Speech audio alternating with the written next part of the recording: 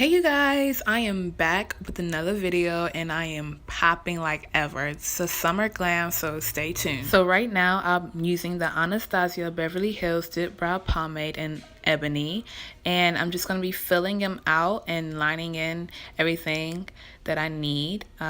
This takes really a careful, gentle time because you really don't want it to be too harsh and too big on your eyes since I'm using a black color. So now that I have that filled in and out, I'm just going to go in with my creamy beige concealer from the LA Pro Girl. It's a little too bright, so I'm using it under my eyes, and now I'm going to brush it out with the big brush. I should have used a smaller brush, but I'm going to go on top of it for my eyebrows and go in my Bobbi Brown BBU palette with that color right there and go on top and let it, blend out when I do my foundation and everything. Now that I have that on, I'm going to brush it out. I like to have it where it's not going to be too bright my skin tone, so I brush it out. And then I'm going to go in the same palette from the BBU, Bobbi Brown, and use those two colors right there and use it on my lids as my concealer and blend it out with Now that I have that on there, I'm going to go in my Huda Beauty palette in that color Henna and Sandalwood and go apply it with a dome brush in the outer crease of my eye. I want this to like give it a cat eye look, like a smoky eye.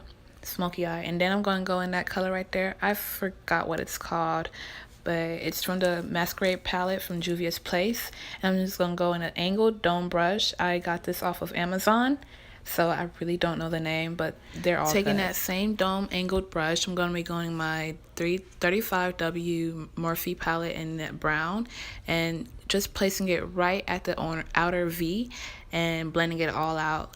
Then later I'm going to go back in my dome brush itself and blend out all those colors together and make sure everything is blended and have a nice effect to it. I'm going to cut crease my eyelids with that creamy beige from LA Pro Girl, and this is going to be a half cut crease so that it'll give like a sunflower effect where I want it. I'm going to apply that yellow. We'll get to that very soon, but I'm just going to give like a butterfly cut crease right there, and I'm using that yellow and my Naked 4 brush to apply that color right there.